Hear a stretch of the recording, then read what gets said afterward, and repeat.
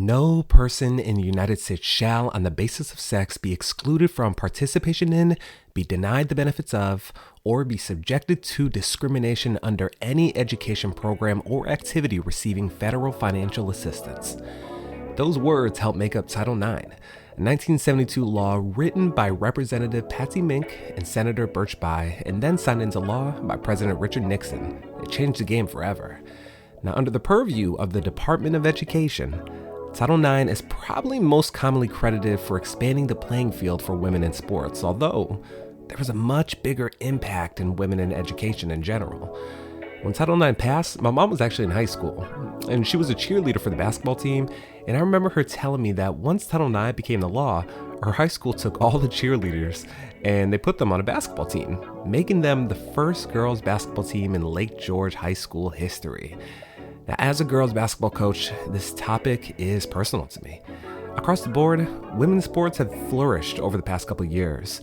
And it's not because the product has changed. The product has always been amazing. It's because the marketing has slowly caught up to where it's needed to be all along. Studies have shown that major networks have repeatedly undervalued the women's game. Not that people aren't interested. It should come as no shock that from the WNBA to the NWSL to even college sports, women are selling out arenas, stadiums, merchandise, you name it. It's our job to keep the momentum going, though with the potential elimination of the Department of Education, protecting Title IX is going to cause damage to girls in education and certainly to girls in sports. Today, we're talking about Title IX, the rule that leveled the playing field in education, and what we as parents can do to support our girls like never before. Thanks for being here for another episode of Courtside Forever, because as parents, we've got the best seats in the house. Let's enjoy it.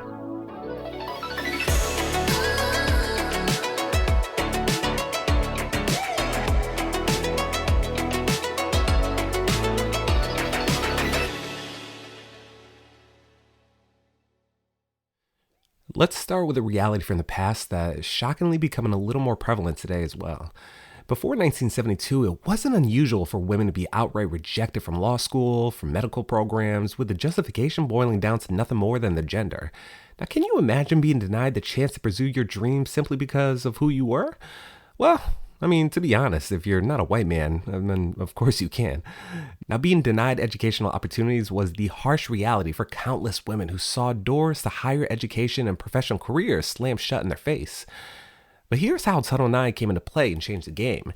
Now, starting in 1972, this federal law prohibited gender discrimination in any educational program or activity receiving federal financial assistance.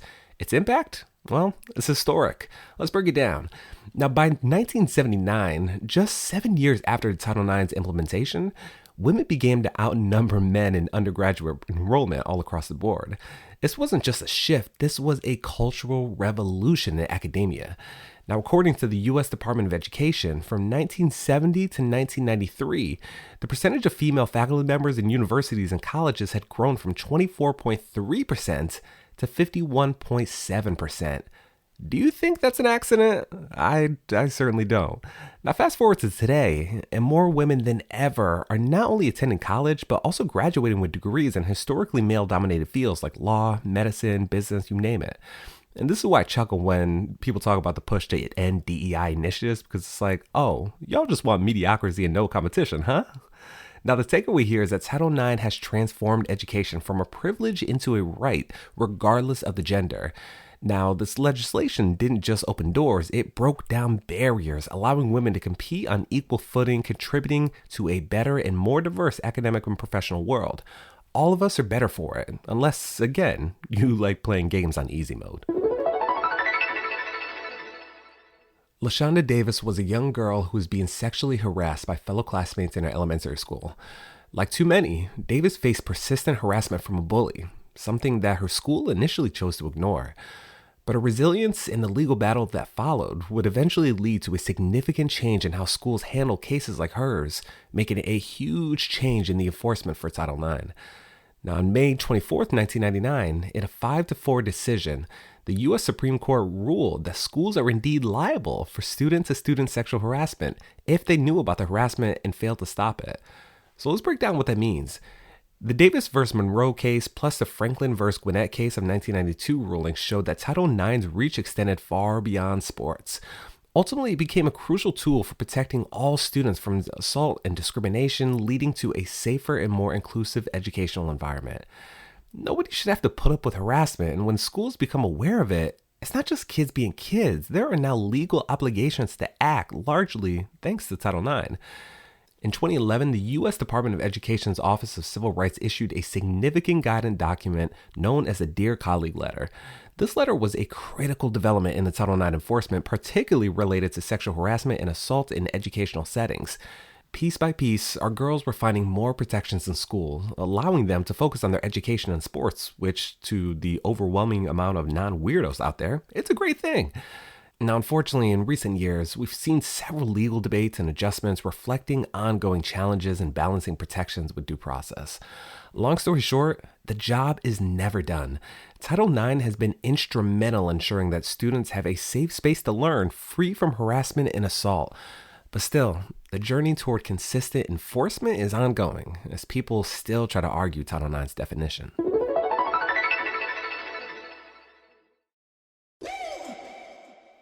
Now, we've hit on the educational and the safety components of Title IX, but like I mentioned earlier, you probably know Title IX because of its impact on women's sports. Now, in 1972, if you were a girl who wanted to play sports, good luck. There were just over 300,000 women athletes in America between high school and college.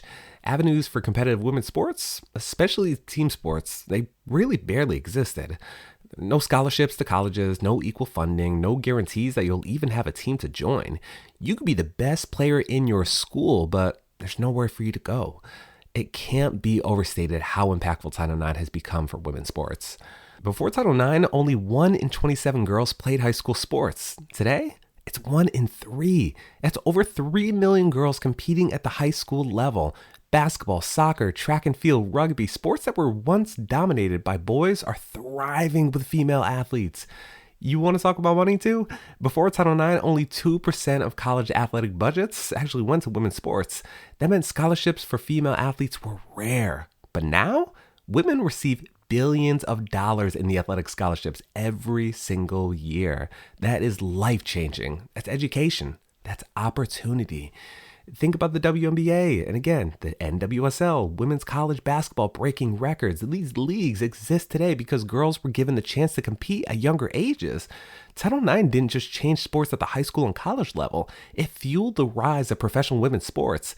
Without it, you don't have Serena Williams. You don't have Simone Biles. There is no Caitlin Clark inspiring the next generation of athletes. Title IX wasn't just about getting girls on the court. It was about giving them the right to dream, to compete, to win. It built a pipeline from the playground to podiums, from high schools to the Hall of Fame. It is still shaping the future of sports today. There's this weird narrative online of mostly men who love to knock the women's game, calling it inferior and making disparaging comments that honestly, I don't really want to get into. The men's game has had hundreds, if not thousands of years to grow, advance, and thrive, where women are basically in their 52nd year and still having to argue with men who can't even touch the bottom of the net. The women's game is here to stay, but my question to you is, what are you going to do to support it? Like most episodes, we have to have a call to action. So what are we going to do to support? Number 1, sign up to coach. You don't think you'll be a good coach? I can almost guarantee you that you are wrong. Rec leagues are always looking for good people who can coach and want to work with kids and help them enjoy their experience. There are a lot of coaches who don't necessarily value the importance of girls in sports, so step up and be the coach that our girls need. Number 2, we have to advocate for more girls programming. Speaking from experience, I know my city is tired of hearing from me, but oftentimes rec programs want to ensure that there is a need that the community wants. Now, you can write to your rec leaders, you can write to your city commissioners, your city councilors, but make your voice known, and most importantly, show up to the meetings. Number 3, let the girls make mistakes. Sometimes girls feel the need that they have to be perfect in sports, and oh my goodness, that's not even remotely true. Encourage mistakes, encourage growth, and let them know that mistakes are a huge important part of the game. It makes us better in the end. And last but not least, we have to understand the moment. I started this podcast talking about the potential elimination of the Department of Education, who quite literally oversees the implementation of Title IX and everything that I've been talking about. Continued progress is not a given, and you will find no shortage of incompetent men who'd love nothing more than to see girls in the kitchen and at home. F that. Show up, vote, and when people make disparaging comments about women's sports, shut that nonsense down immediately. This is going to take every single one of us to keep this thing going, and I don't know about you, but my work is just beginning. Thanks for being here for another episode of Courtside Forever, where our goal is to ensure that parents enjoy the best seats in the house. If you enjoyed this episode, share it with a friend or two, and feel free to reach out with any comments or questions. I'm your host, Ryan Rucker, and I appreciate you being here. Take care.